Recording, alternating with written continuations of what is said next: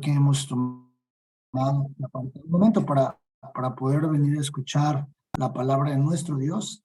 Y les voy a pedir, por favor, que oremos, inicialmente pidiéndole a Dios dirección. Por ahí dejamos una actividad en casa, ahorita la revisamos para que todos pues la podamos tener claro, ¿no? Los conceptos que habíamos mencionado. Así que, por favor, acompáñenme a orar. Mi Señor, te damos gracias por esta noche, y mi Dios, gracias por darnos la oportunidad que nos das de poder acercarnos hasta ti, Señor, para poder aprender más de tu palabra. Te pedimos que te entrones en esta clase, que tú tomes tu lugar, que sea tu palabra expuesta, Señor. Líbranos de tener conceptos humanos personales, o incluso de algunas otras fuentes que no sean correctas. Lo único que queremos aprender es tu palabra, Señor. Queremos entender a detalle lo que tú dejaste escrito para nosotros. Por favor, danos la dirección en este momento y permítenos entender todo lo que tú pondrás en la mesa, Señor, en esta clase. Te damos gracias. En el nombre de Jesús. Amén y amén.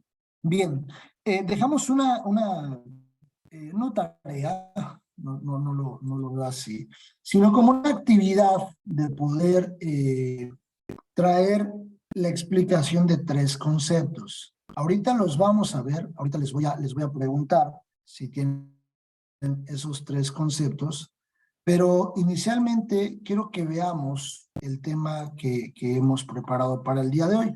Yo les decía que íbamos a explicar un poco acerca del día de la expiación que viene en Levítico 16. Así que por favor acompáñenme a Levítico 16. Y es por eso que, es por este punto que vemos todo el concepto en escatología de Jesús. Porque al final del día, todas las figuras que hemos visto en el tabernáculo hasta el día de hoy, que ya estamos por terminarlo, tienen que ver con Jesús, tienen que ver 100% con el Maestro. Y recuerden que el Maestro era una persona, una figura escatológica que se describía en el Antiguo Testamento.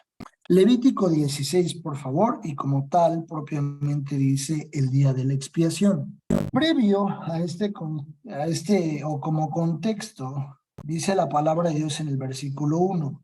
Habló Jehová a Moisés después de la muerte de los dos hijos de Aarón cuando se acercaron delante de Jehová y murieron. Es importante que conozcan esa historia, no la vamos a ver, pero que la tengan como contexto, el por qué Dios instituye este tipo de cosas que se tenían que hacer.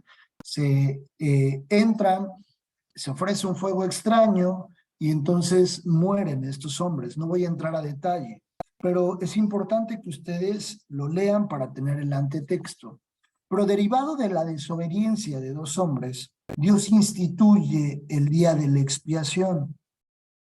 ¿Por qué es importante para Dios? Para que los sacerdotes que entraran no murieran, no padecieran a causa del pecado. Esta celebración que se denomina el Yom Kippur o el día de la expiación.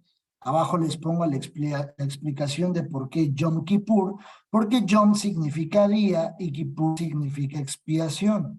La expiación básicamente es limpiar las culpas o limpiar culpas por medio de un sacrificio. La palabra raíz que tiene Kippur significa.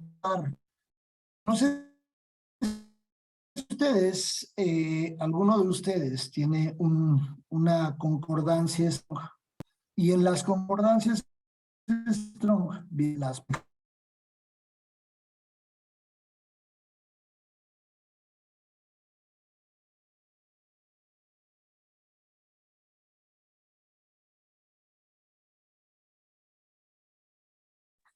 Ya no lo escuchamos, maestro.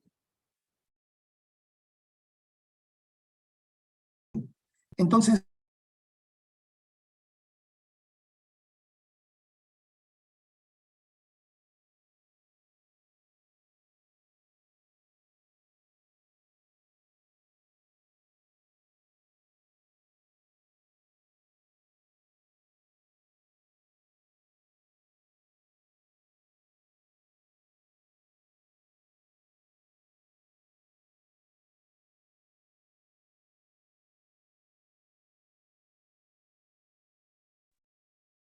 ya regresé. ¿Ya me escuchan? ¿Ya, verdad?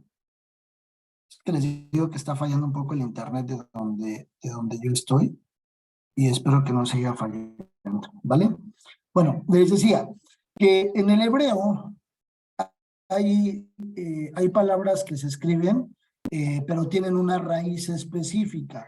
Ustedes las pueden ver con las letras exactamente escritas igual, pero al final la palabra tiene una raíz. Entonces, cuando se estudia en el hebreo, se tiene que buscar la raíz original de esa palabra. Por ejemplo, en kapar o en kippur se puede entender que tiene una derivación del kapar, que significa hacer expiación, reconciliar, purgar. Otra palabra también que deriva es el koper, lo que significa rescatar, y esa palabra rescatar tiene un paralelo con redimir. Esto significa expiación, ofrecer un sustituto, sustituir algo. Esa es la raíz.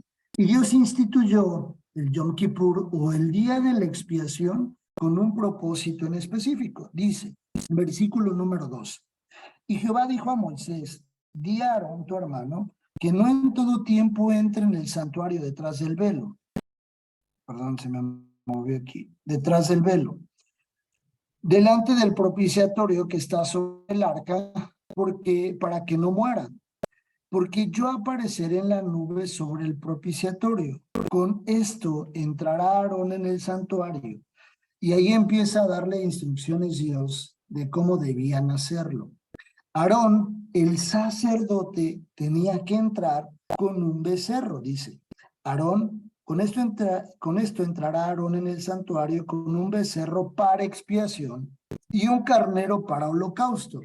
La expiación era justo para el perdón, para la justificación y el perdón.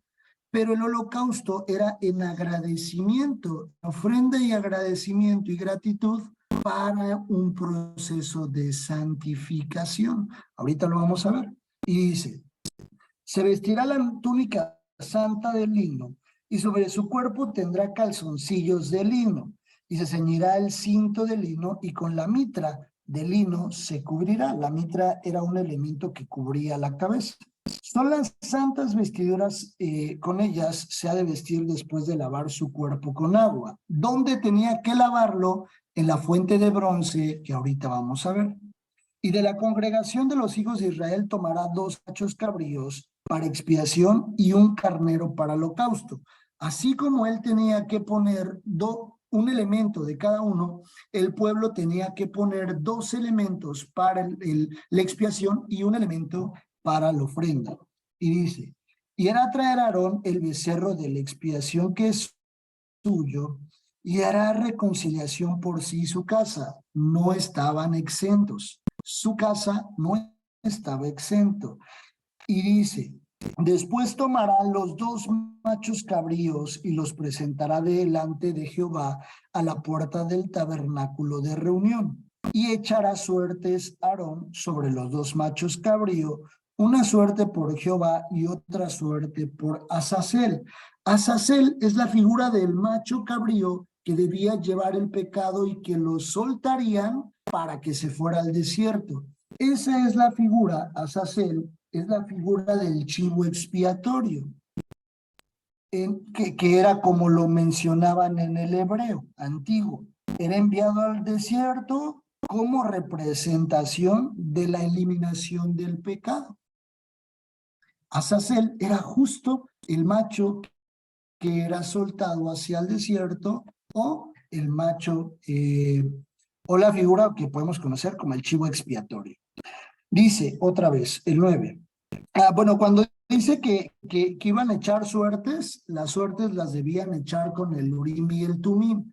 El Urim y el Tumim eran 2 piedras que estaban dentro del pectoral de los sacerdotes y que de esa forma echaban suertes, ¿vale?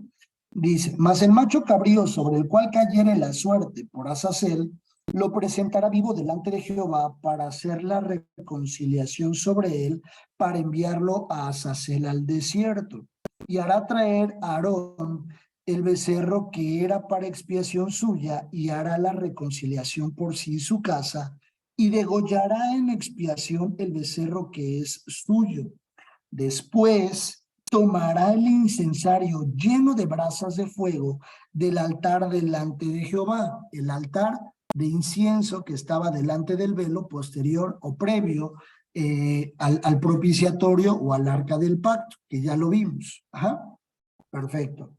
Dice, y sus puños llenos del perfume aromático molido, y lo llevará detrás del velo, y pondrá el perfume sobre el fuego delante de Jehová, y la nube del perfume cubrirá el propiciatorio que está sobre el testimonio, para que no muera. Tomará luego de la sangre del becerro y la rociará con su dedo hacia el propiciatorio al lado oriental.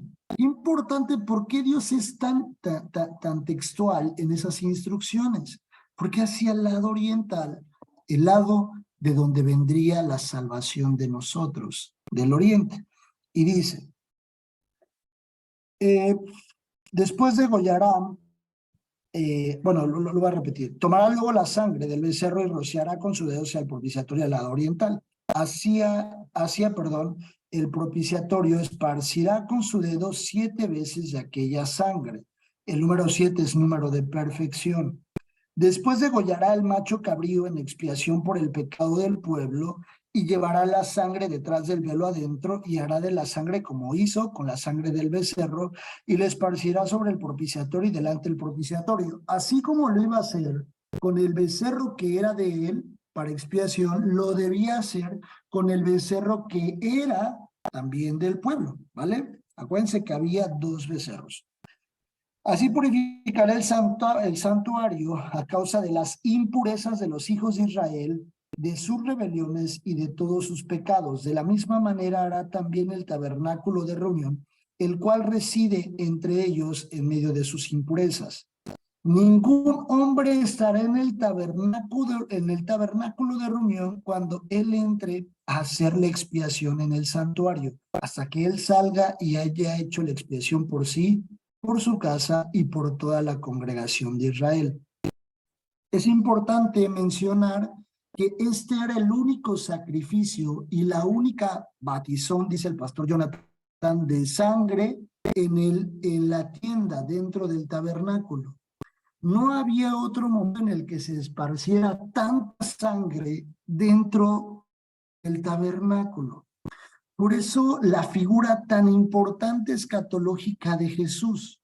Si ustedes se dan cuenta, para que nosotros pudiéramos accesar hasta la presencia, hasta el lugar santísimo, ¿qué tuvo que pasar con Jesús? Derramar su sangre. Él tuvo que derramar toda su sangre, por eso desde aquí ya estaba Dios instituyendo la forma en la que Jesús haría esta hermosa obra en la cruz por nosotros. En ese momento, justo es cuando se parte el velo para que podamos ingresar nosotros hasta el lugar santísimo. Pero había una instrucción desde acá. Lo importante de la sangre para purificar el acceso. Imagínense el valor de Jesús, de la sangre de Jesús, para que desde el momento en el que Él fue sacrificado, todos los millones de personas que han sido salvos hasta el momento, me refiero a los que ya murieron en Cristo, pudieran accesar el valor, porque allí el valor de un becerro era para Aarón y para su familia, solo un becerro. Y luego había otro becerro para la congregación. Ahora imagínense cuántos becerros necesitaríamos si eso se comparara o para equivaler al precio de Jesús para que nosotros pudiéramos entrar. No se podría, no se podría. Sumados a cada becerro por pecado, imagínense, es una cantidad incalculable. Dice, y esparcirá el 19 sobre él de la sangre con su dedo 7 veces, y lo limpiará y lo santificará de las inmundicias de los hijos de Israel. Cuando hubiera acabado de expiar el santuario y el tabernáculo de reunión y el altar, hará traer el macho cabrío vivo, y pondrá Aarón sus 2 manos sobre la cabeza del macho cabrío. Ese es el chivo expiatorio. Y confesará sobre él todas las iniquidades de los hijos de Israel, todas sus rebeliones y todos sus pecados. poniéndolos así sobre la cabeza del macho cabrío, y lo enviará al desierto por mano de un hombre destinado para esto. Por eso es importante conocer muy bien el proceso. A este animal no lo mataban. A los otros dos, para poder limpiar el tabernáculo y para la expiación de los pecados, se tenía que matar y untar la sangre en el propiciatorio, en el arca del pacto, ahí junto mismo con el altar de incienso. Y a este sí se le imponían las manos, pero no se le mataba, sino que se le dejaba ir para que fuese testimonio del perdón de los pecados. Y aquel macho cabrío llevará sobre sí todas las iniquidades de ellos a tierra inhabitada y dejará ir al macho cabrío por el desierto. Después vendrá Aarón al tabernáculo de reunión y se quitará las vestiduras de lino que había vestido para entrar en el santuario y las pondrá allí. Lavará luego su cuerpo con agua en el lugar del santuario y después de ponerse sus vestidos saldrá y hará su holocausto. Y el holocausto del pueblo y hará la expiación por sí por el pueblo y quemará en el altar, ahora sí en el altar de bronce, en el de afuera, y quemará en el altar la grosura del sacrificio del pecado. El que hubiere llevado el macho cabrío a Azazel, lavará sus vestidos, lavará también con agua su cuerpo, y después entrará en el campamento. Y sacarán fuera del campamento el becerro y el macho cabrío inmolados por el pecado, cuya sangre fue llevada al santuario para hacer la expiación. Y quemarán en el fuego su piel, su carne y su estiércol. El que los quemare lavará sus vestidos, lavará también su cuerpo con agua y después podrá entrar en el campamento.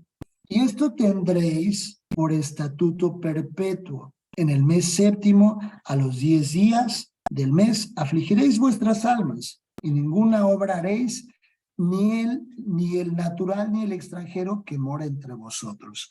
Porque en este día se hará expiación por vosotros y seréis limpios de todos vuestros pecados delante de Jehová. Esa es exactamente la forma previa a la que Dios había instituido para la redención. Y después se ofrecía el holocausto, es ofrenda en gratitud a Dios por el perdón de los pecados. Pero ¿qué sucedió con el pueblo? Que vemos después en los profetas, que les dice Dios, hastiado estoy de sus sacrificios. Hastiado estoy de todos los sacrificios, porque si esto lo instituyó Dios como algo que se debía hacer anual, hay una institución del perdón de los pecados que podían llevar sus diferentes sales para sacrificio y perdón individual, y ellos lo tomaron como un juego. Y para nosotros no debería ser un juego lo que Jesús hizo en la cruz, porque fue una sola obra. Entonces, ahora sí podemos entender los diferentes conceptos que yo les decía, ¿no? ¿Qué es expiación? Moni, ¿qué es expiación? Es, es que no sé cómo explicarlo, pero la expiación es como liberar o, o limpiar. Bueno, así ¿Mm? lo interpreto yo, pero no sé si estoy bien explicado. Perfecto. Vamos con lo siguiente. Vamos con Isa. Isa, ¿qué es redención?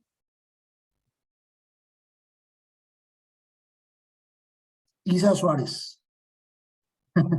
Porque ya hay dos Isas. Isa Suárez. Es como rendir tributos. Rendir tributos, ok. Ahorita lo vamos a ver. Susi, ¿qué es expiación? Es como reconciliación. Como reconciliación, muy bien.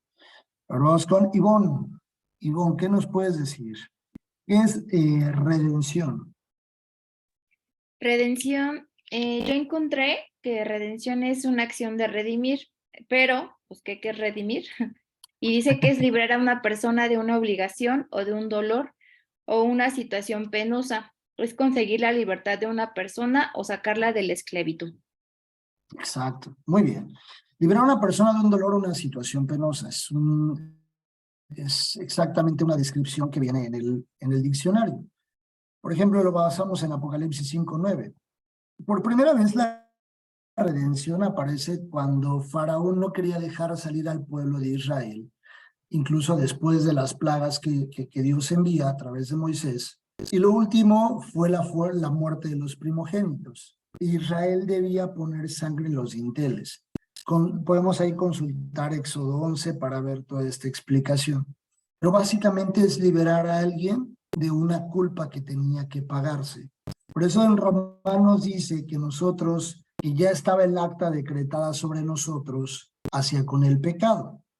Y justo la expiación es perdonar por medio de un tercero, es decir, que un tercero pague para que tú seas redimido.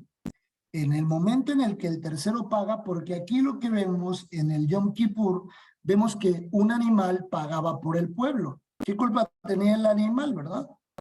Pero lo que Dios quería instituirle a Israel o mostrarle es que el valor de la sangre es tan importante para Dios que tenía que haber un tercero que derramara su sangre para que volviera a existir esa comunión con Dios. Pero Israel no lo entendía.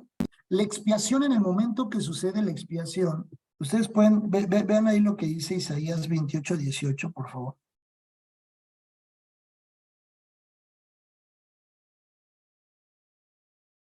Isaías 28:18 dice la Biblia.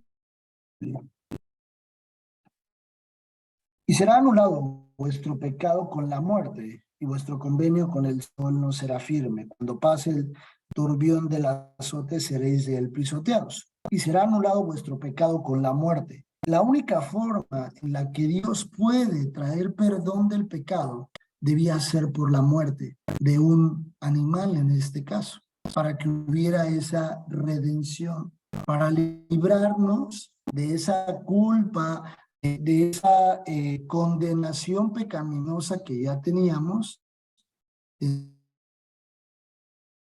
Tenía que existir previo la expiación. Y la expiación sucede con el sacrificio de un tercero. El tercero en este caso fue nuestro amado Jesús. Él en la cruz hace expiación. En ese momento de hacer expiación nos redime o nos libra de lo que teníamos, de la pena que teníamos que pagar para lo siguiente, para santificarnos. El proceso de la santificación es justo lo que sigue. ¿Por qué lo menciono? Porque los sacerdotes tenían que acudir a la fuente para ser santificados, para ser purificados. Dice, se tenían que quitar las vestiduras y volverse a lavar de todo lo que hicieron para ser purificados. Ese es el proceso que Dios nos llama en un inicio. Él ya hizo expiación por nosotros. Al entrar en esta cobertura, Él nos redime para un proceso de santificación. ¿Vale? ¿Queda claro ese tema? ¿Sí? Si les tocara exponer el Yom Kippur mañana, sin ningún problema lo harían, o más o menos. Más o menos, vale. Pero es importante que queden estos conceptos, que queden bien claros de por qué sucedía. Para ir finalizando, solamente mencionarles la fuente de bronce. La fuente de bronce la encontramos en Éxodo 30, 17, 21, por favor. Éxodo 30, 17, 21. Y dice la Biblia, habló más Jehová a Moisés diciendo, harás también una fuente de bronce, con su base de bronce para lavar, y la colocarás entre el tabernáculo de reunión y el altar la pondrás y pondrás en ella agua, y de ella se lavarán Aarón y sus hijos las manos y los pies. Cuando entraren en el tabernáculo de reunión, se lavarán con agua para que no mueran cuando se acerquen al altar para ministrar, para quemar la ofrenda encendida para Jehová. Se lavarán las manos y los pies para que no mueran, y lo tendrán por estatuto perpetuo él y su descendencia por sus generaciones. Las manos hablan de dirección y los pies también nos permiten hablar, los pies nos hablan en referencia al Evangelio, porque incluso lo vemos en el Nuevo Testamento, cuando habla de la armadura de Dios, que dice, calzaos los pies, ¿con qué? ¿Con qué dice? Con el Evangelio, Calzaos los pies con el apresto del resto del Evangelio. Evangelio. Exactamente. Esa es justo la figura, porque se tienen que lavar las manos. Hoy en día en la parte espiritual esta figura la vemos en ese sentido. Nosotros tenemos que lavar nuestros pasos, limpiar nuestros pasos para caminar con los pasos del Evangelio, de las pisadas que Dios ya nos dejó. Hay una canción que me gusta mucho que se llama Mi Oración y dice la canción, no recuerdo exactamente, pero dice que no me dejes dar pasos si antes no veo que tú diste pasos adelante de mí. Si yo no veo tus pasos adelante de mí, yo no quiero avanzar, solo quiero avanzar si veo tus pasos. Y para poder nosotros ver esos pasos, es básicamente que tenemos que conocer la Biblia. Allí se tenían que lavar. Y hoy en la figura espiritual lo vemos en el lavamiento de nuestra vieja forma de vivir, de nuestras viejas expectativas. Esta fuente estaba hecha de bronce, pero también estaba hecha de espejos. Hace una referencia a los espejos a la palabra de Dios.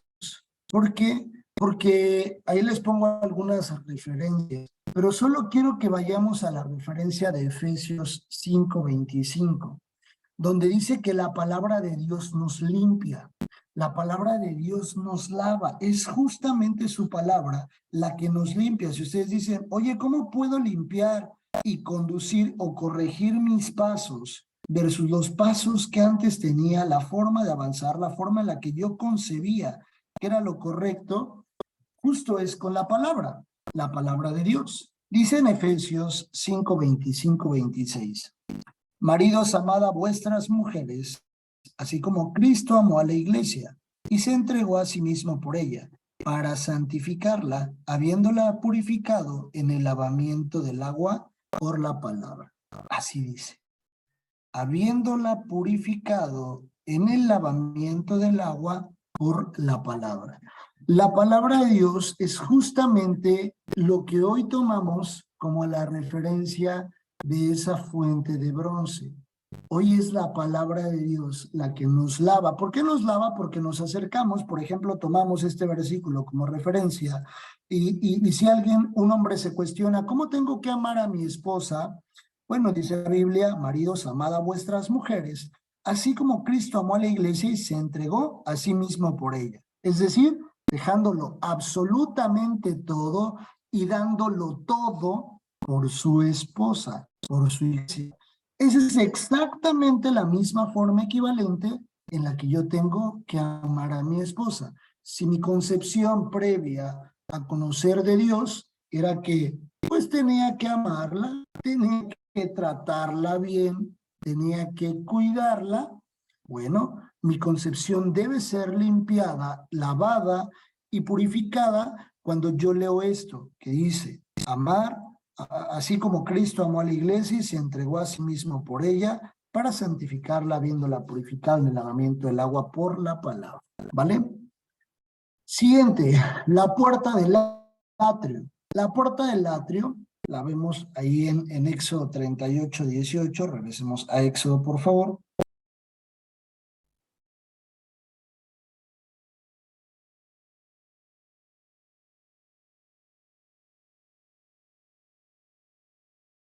Dice la Biblia. Éxodo 38:18. La cortina de la entrada del atrio era de obra de recamador de azul, púrpura y carmesí y lino torcido. El azul es todo lo que tiene que ver con lo celestial. El púrpura es todo lo que tiene que ver con el sacerdocio en el esquema de Jesús. El carmesí, que es un color rojizo, es todo lo que tiene que ver con el sacrificio, la sangre de Jesús, y el lino torcido o el lino nos habla de la santidad. era de 20 codos de longitud y su anchura, o sea, su altura era de 5 codos, lo mismo que las cortinas del atrio. Sus columnas eran 4, con sus 4 basas de bronce y sus capiteles de plata, y las cubiertas de los capiteles de ellas y sus molduras de plata. Todas las estacas del tabernáculo y del atrio alrededor eran de bronce. Obra de recamador, azul, púrpura, carmesí y lino torcido. Pero era importante que sobre la cortina colgaban 3, así como lo ilustro acá, 3 caídas sobre las estructuras, colgaban 3 caídas de la propia cortina, que era una cortina corrediza, pero con 3 caídas, derivado de 4 columnas. Esas 4 columnas se dice que son la figura de los 4 evangelios que vendría Dios a dejarnos por medio de su palabra. Pero también habla de las 4 estaciones del año, lo que hablamos ya en el número 4, de en todo tiempo y en todo momento. Mateo es un evangelio dirigido a los judíos. Marcos es un evangelio dirigido a los romanos. Y Lucas, un evangelio dirigido a griegos. Y Juan, un evangelio dirigido a la iglesia. Todos nos aplican y todos tienen paralelos entre ellos, pero es más o menos la interpretación que se le da en la forma de la escritura de cada uno de los evangelios. ¿Vale? El número 3 habla de la Trinidad y es importante mencionar lo que yo les había dicho. Esta puerta miraba hacia el oriente, y el oriente es justo de donde vendría nuestro Salvador.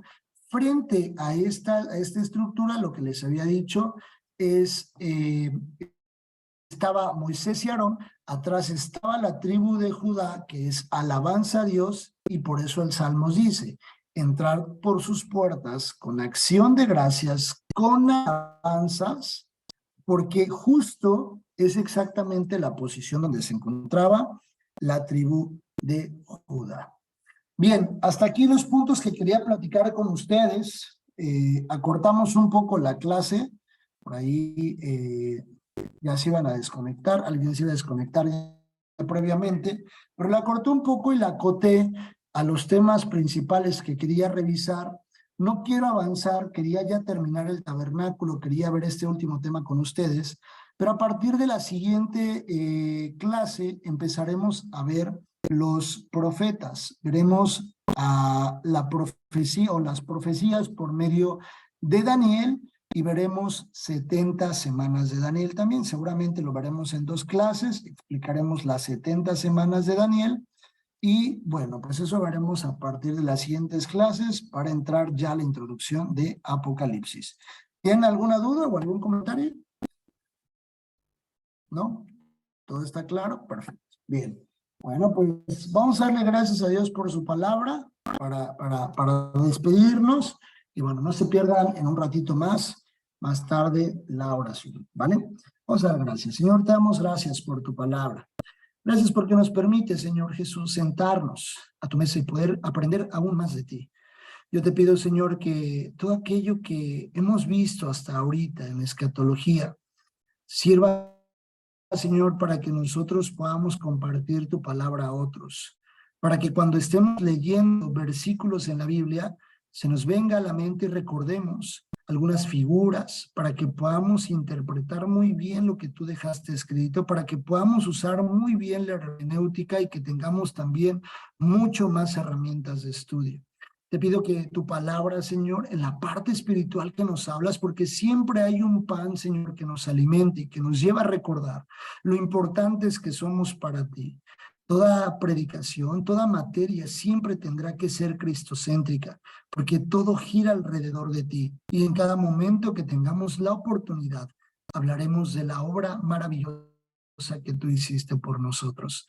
Te damos gracias, mi Jesús, por este tiempo.